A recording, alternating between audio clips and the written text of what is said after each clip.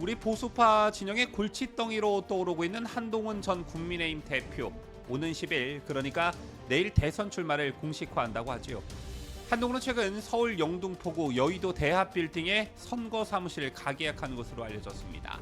그런데 과연 한동훈이 대선에 출마할 수 있을까요? 물론 무소속으로는 출마할 수 있겠으나 국민의힘 경선에는 출마할 수 없다는 주장이 제기됐는데 그게 무엇인지 잠시 후 설명합니다.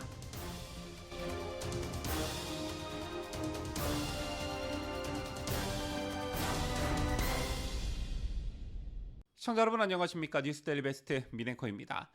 윤석열 대통령과 자신을 지지해준 우파 진영을 배신한 한동훈, 물론 그 이전부터 이상한 기류는 감지됐지만 윤석열 대통령이 12.3 비상계엄이라는 정치적 결단을 내린 그 순간부터 한동훈은 본격적으로 발톱을 드러내기 시작했습니다. 윤석열 대통령에 의해 정치적 체격이 커진 한동훈에게는 충심은커녕 일말의 의리도 없었습니다. 오히려 윤석열 대통령의 위기를 자신의 기회로 삼았던 게 바로 한동훈이었죠. 어떻게 보면 실질적으로 윤석열 대통령을 절벽 아래로 밀어넣은 것은 다름 아닌 한동훈이었습니다. 박근혜 대통령 탄핵에 김무성, 유승민이 있었다면 이번 윤석열 대통령의 탄핵에는 한동훈과 한 줌도 안 되는 친한계가 있었습니다. 국민의힘이 가진 의석이 108석이었기 때문에 이탈이 없었으면 최소한 탄핵은 막을 수 있었지요. 그래놓고선 한동훈이 더 괘씸했던 게 뭐였냐면 위기의식을 느낀 보수파 진영 전체가 그 추운 겨울에 아스팔트로 쏟아져 나와 가진 고생을 다하면서 대통령의 파면을 막기 위한 혈투를 벌이는 와중에도 한동훈은 꿈쩍 않고 있다가 책 한 권 달랑 들고 고개를 들이밀었습니다. 그리고 이제는 대선에 출마하겠다라면서 내일 대선 출마 기자회견을 예고했습니다. 보수파 정당에서 유승민 하나로 끝이 날 줄 알았던 기가 막힌 일이 한동훈에 의해 또 벌어지고 있음에 자괴감을 느낄 정도인데요. 그런데 새로운 논란이 발생했습니다.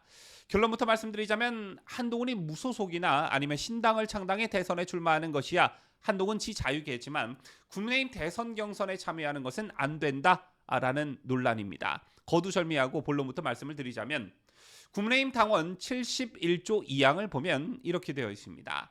대통령 후보 경선에 출마하고자 하는 자는 상임 고문을 제외한 모든 선출직 당직으로부터 대통령 선거일 1년 6개월 전에 사퇴하여야 한다. 이렇게 되어 있습니다.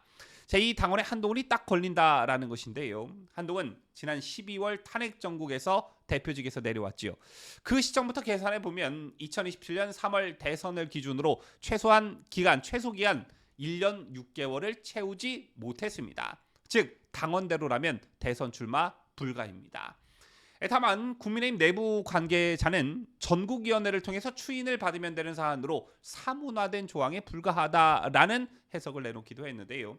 그럴 거면 당원은 왜 만들고 이렇게 사안에 따라 사람에 따라 왔다 갔다 하면 당원을 시킬 사람이 과연 어디 있겠냐라는 것이지요. 또 굉장히 심각한 문제가 뭐가 있냐면 이 규정을 만든 이유가 당대표가 대통령 자리까지 권력을 독점하지 못하도록 하려는 중요한 안전장치이기 때문이라는 점입니다. 그런데 만약 이번엔 조기 대선이니까 예외다라고 규칙을 무시하기 시작하면 앞으로는 당대표가 대통령을 탄핵시키고 자기가 그 자리에 출마하려는 일도 그냥 가능해진다는 말이 됩니다. 그리고 이 사안이 특히 더 민감하게 받아들여지는 이유는 실제로 윤석열 대통령 탄핵을 당론으로 밀어붙인 인물이 국민의힘 전 대표 한동훈이라는 사실입니다.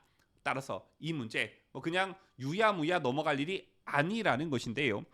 그리고 무엇보다 당의 질서를 지탱하는 당헌은 필요할 때만 적용되는 장식품이 아닙니다. 누구에게나 공평하게 적용돼야 한다라는 것입니다.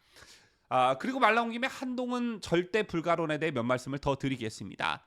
윤석열 대통령이 탄핵 정국이 3, 4개월 동안 이어지는 동안 우리 보수파 진영은 그야말로 충격에 빠졌고 수많은 국민들이 거리로 나왔습니다.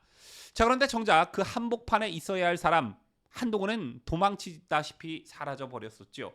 보수파 진영에 대한 걱정, 우려, 헌법재판소에 대한 비판, 민주당의 폐악질에 대한 비판 이런 거 전혀 없이 한순간에 그냥 사라져 버렸습니다. 제가 비판하고자 하는 것은 바로 이 대목인데요. 이미 오래전부터 배신자로 낙인 찍힌 한동훈에게 뭐 아스팔트에 나와서 탄핵 반대를 외쳐라 이런 말도 안 되는 것을 요구하는 것이 아니라 한동훈 지가 주도해서 윤 대통령을 탄핵시켰으면 그게 집단에는 맞는 것이라고 정말 생각했다면 그것에 대한 책임을 져야지요.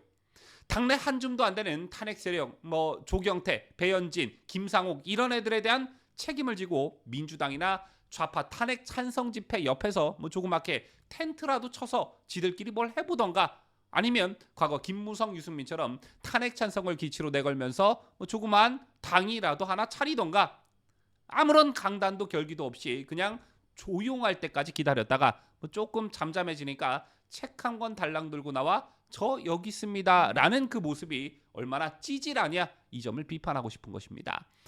자, 그리고 한동훈이 얼마나 새가슴이냐면 윤 대통령 탄핵 후에 한덕수 총리 앞세워 공동 국정 운영이니 뭐니 하면서 주도권을 잡으려고 하다가 민주당이 버럭 한 번 하니까 바로 깨갱 하던 게 바로 한동훈이었습니다. 자, 이런 새가슴으로 무슨 정치를 한다는 것인지, 자, 어떻게 이재명을 대적한다는 것인지 배신 행위를 떼어놓고 한동훈 자체를 평가해 보더라도 자, 우리가 소위 말하는 깜이 안 된다는 것입니다. 종합하자면 배신, 무능, 불신 이 삼중고를 모두 가지고 있는 게 바로 한동훈이라는 것입니다. 자, 그리고 거품이 상당한 정치인을 한 명 꼽으라면 단연 한동훈이다 이렇게 말씀드릴 수가 있겠는데요. 윤석열 대통령의 후광이 없었다면 한동훈은 그냥 일개 검사에 불과했습니다. 그것도 그냥 검사냐? 아니죠. 좌파들이 매우 좋아할 만한 그런 검사였습니다. 박근혜, 이명박 이 두 분의 대통령에게 검찰의 칼날을 들이댔던 게 한동훈 검사였고 정치인이 된 한동훈은 윤석열 대통령에게도 칼을 들이댔습니다. 결론적으로 3명의 보수파 출신의 대통령을 죽이는데 앞장서거나 가담한 게 바로 한동훈이었습니다. 그런데 자, 이런 한동훈이 보수정당의 대선 후보가 되기 위해 경선에 참여한다? 자, 이런 콩가루 정당이 어디 있겠느냐? 이런 근본 없는 정당이 어디 있느냐? 또 이걸 좋다고 마치 연예인 팬클럽 회원 마냥 이것저것을 쫓아다니는 사람들은 또 뭐냐? 참 가지가지하고 자빠져 있다 이런 것입니다.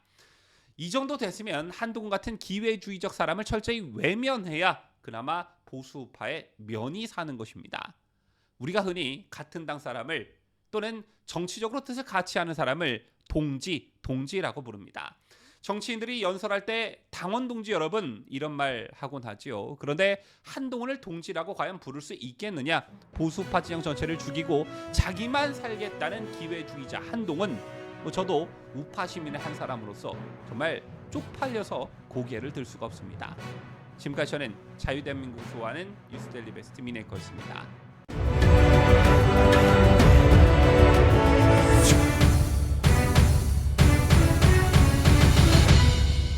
함께해요. 뉴스 데일리 베스트.